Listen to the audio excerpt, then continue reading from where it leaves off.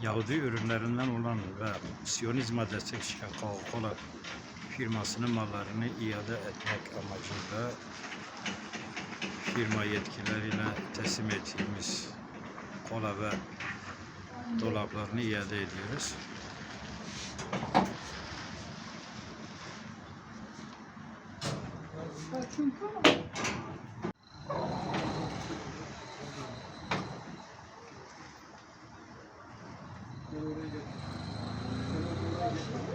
Böyle buraya indirelim mi? Ama böyle hiç olmaz.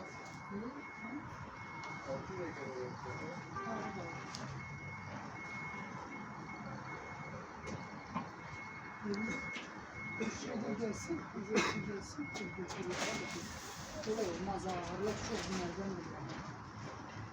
Şöyle bir sene çok boş. Ya önünü alın, tekerleklerle sürün. Ama burası dengesizdir abi, dolap. Önü hafif kaldırın. Ya abi kalmıyor ki zaten mesela orada kalsa zaten bizde kalmıyor. Ağırdır abi dolap.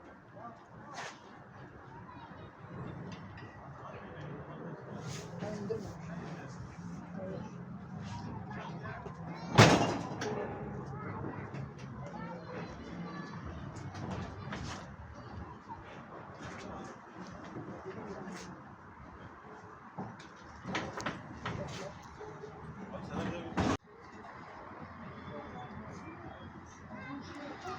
Evet.